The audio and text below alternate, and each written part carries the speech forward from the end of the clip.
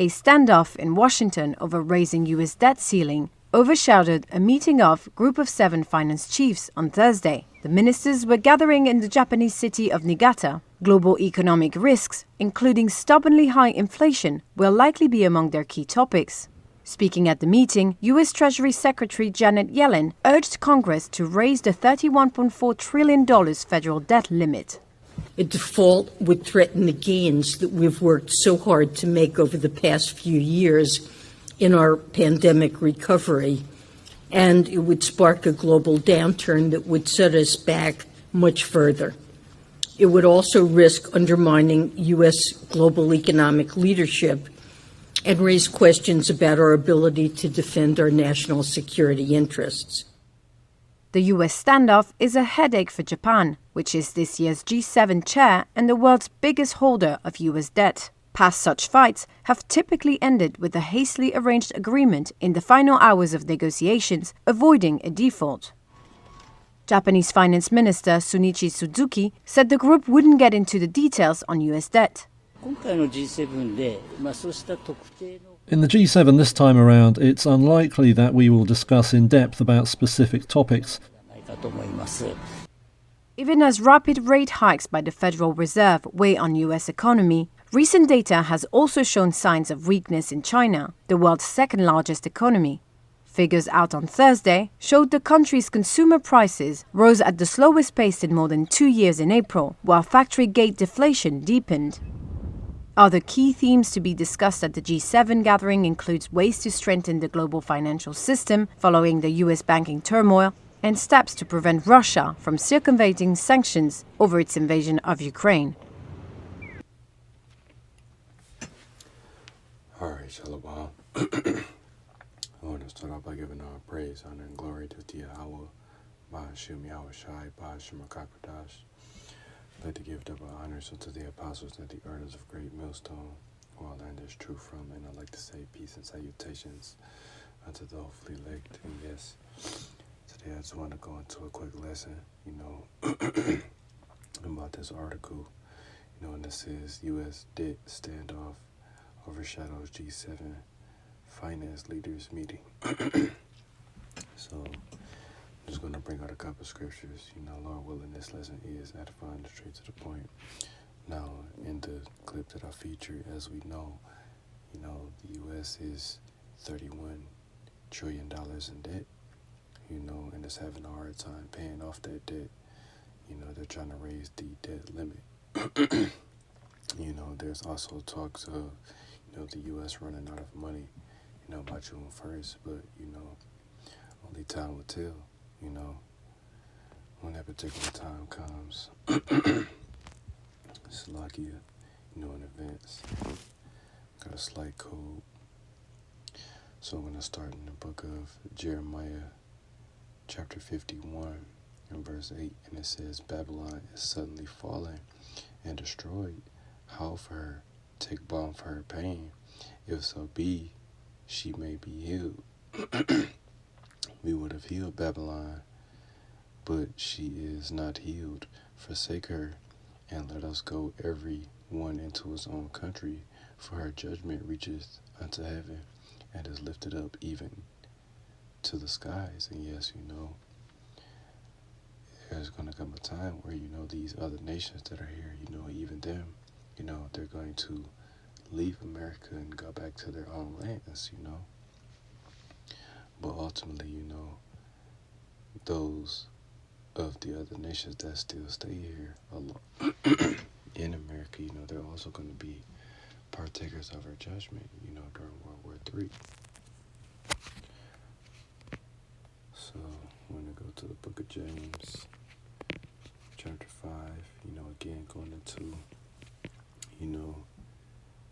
their financial system, in this current time. This is the book of James, chapter 5, and verse 1, and it says, misuse of riches. Go to now, ye rich men, weep and howl for your miseries that shall come upon you. Your riches are corrupted, and your garments are moth-eaten. Your gold and silver is cankered, and the rest of them shall slug you. Slakia. Your gold and silver is cankered, and the rust of them shall be a witness against you, and shall eat your flesh as it were fire. Ye have reaped, Slakia, ye have heaped together treasure. Slakia, ye have heaped treasure together for the last days. Behold, the hire of the laborers, who have reaped down your fields, which is kept back by fraud, which is of you kept back by fraud, crieth, and the cries of them which have reaped are entered into the ears of the Lord of Sabaoth. Ye have lived in pleasure on the earth, and been wanton. Ye have nourished your hearts, as in a day of slaughter. Ye have condemned and killed the just, and he doth not resist you. Slakia. So, the elites, again, they've heaped together, the treasures, for the last days, because they pretty much have all the world's gold. They don't even,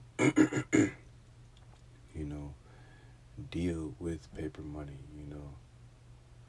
They're pretty much in control of the actual money, which is, gold and silver, actual resources, But again, that's the time that we're in, where the financial system of America is on the brink of a collapse, any day, But again, as of they stated by June 1st, the U.S. may run out of money, So it's like in the previous video I did, it showed, a man that was in Venezuela, pretty much walking down the street, and there was nothing but their money, all over the streets, because it was worthless. They couldn't do anything with it.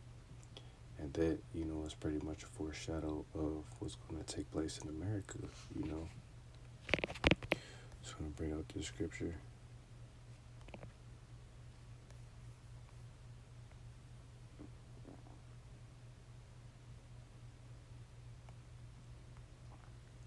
This is the book of Ezekiel, chapter 7 and verse 19, and it says, They shall cast their silver in the streets, and their gold shall be removed. Their silver and their gold shall not be able to deliver them in the day of the wrath of the Lord. They shall not satisfy their souls, neither lift their bowels, Slakia, neither fill their bowels, because it is a stumbling block of their iniquity. Slakia. So yes, again, that's pretty much what's going to take place, in the near future, people are pretty much going to, cast, the U.S. dollar away because it's, it's worthless. It's going to be worthless. Well, it is, ultimately worthless anyway, because paper is a real money, gold, silver, precious metal, that's real money, even livestock, that you could trade with, but ultimately, that's what's going to take place, so the people that are pretty much, rich during this current time, their money isn't going to be able to save them, in the time of Jacob's trouble, because the day of the Lord is going to be a very, very terrible day, it's going to be a terrible time, and as it says, in the book of Daniel, chapter 12, it's going to be the worst time since there was a nation upon the earth, So that's pretty much what's coming, So I'm going to bring out one more scripture. I'm going to end it on this.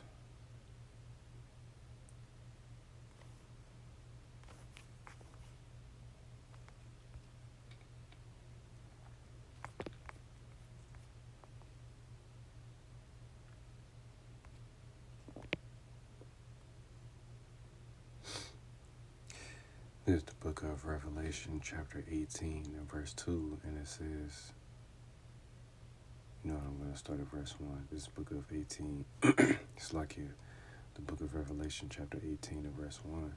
The headline reads, Babylon is fallen. And after these things I saw another angel come down from heaven, having great power, and the earth was lightened with his glory. And he cried mightily with a strong voice, Babylon the Great is fallen, and has become the habitation of devils, and the hold of every foul spirit, and the cage of every unclean and hateful bird. For all nations have drunk the wine of the wrath of her fornication, and the kings of the earth have committed fornication with her, and the merchants of the earth are waxed rich through the abundance of her delicacies. And yes, it's pretty much is what's going to take place. America is going to be a desert because it's going to be wiped out by thermonuclear missiles during World War III. And these other nations, primarily China, have gotten rich off of America, because it sells its goods. And ultimately, these other nations, they aren't going to be able to sell their goods anymore, once America is destroyed, So that's it.